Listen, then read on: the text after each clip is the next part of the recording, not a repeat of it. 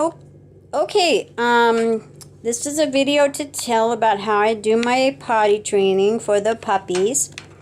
And what we have here is a single iris pen, which you can clearly see. I leave the door off so that they can come in and out. This is their potty room. It helps because it lets them get an understanding that they go someplace completely different to do their business from where they eat and play and sleep. So then these are extra large roasting pans with cooling trays, or whatever the trays are called. Cooling racks, I mean, sorry. And what I do is I've used a mix here of alfalfa pellets and pine pellets. And you don't want to use the type of pine pellets that are for starting a fire, you know, like for barbecue fire or whatever, because those have chemicals in them. You want to use horse stall pine pellets so that, you know, they're more natural. Because the babies, let's face it, you know, they're likely to play with one here and there, and you don't want all those chemicals in it.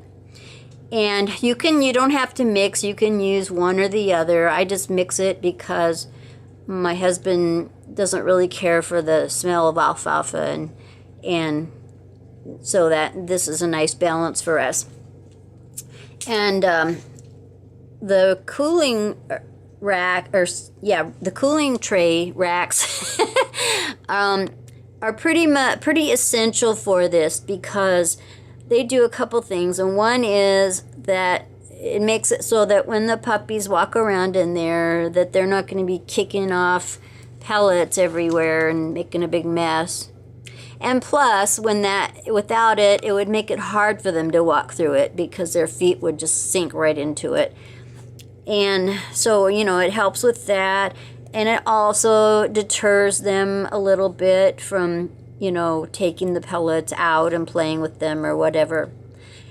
And it also not only helps keep their paws from sinking, but it helps a little bit to keep their paws out of, you know, any pellets that have been pooed on or peed on or whatever.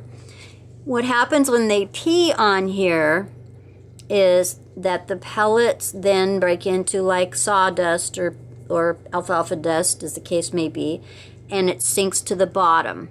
So that's really nice. They won't ever be walking in pee, and they won't get their feet wet in pee or anything like that.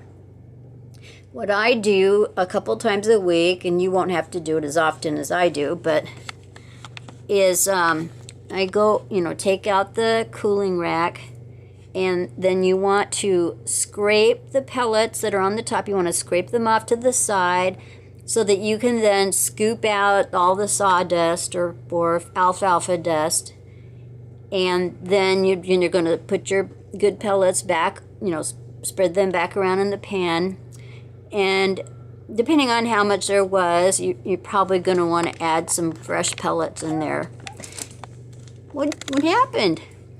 And typically, I just did my sawdust, and I haven't done this yet, but typically I will sprinkle some on top of the cooling rack.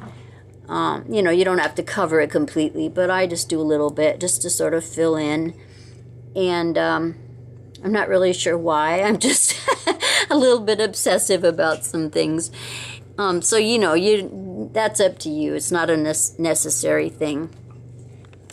Let's see, I guess that's the other thing I wanted to say is one of the reasons that I do it this way with the litter boxes is I used to do it years ago, and it was great and everything, but the problem was I used much bigger litter boxes at the time, and, you know, it didn't dawn on me back then to do it this way.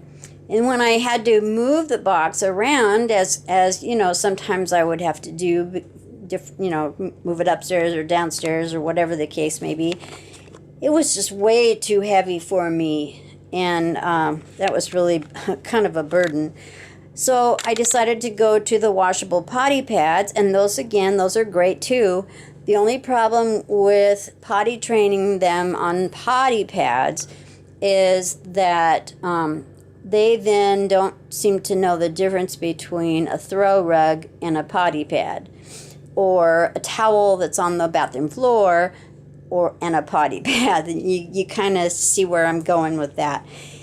So I thought, okay, I was thinking about going back to the pellets, and then I saw a video that another breeder had posted who does it this way, and I thought, oh, that's genius, that's perfect. So this works really great. It would be real easy for you to set this up like at your office or whatever too if you wanted. But of course you can go with potty pads. It would not be hard to transition them to potty pads at all, because that's what they've used, that's what they used the first few weeks of their life when they weren't, coordinated enough or anything to get into a litter box.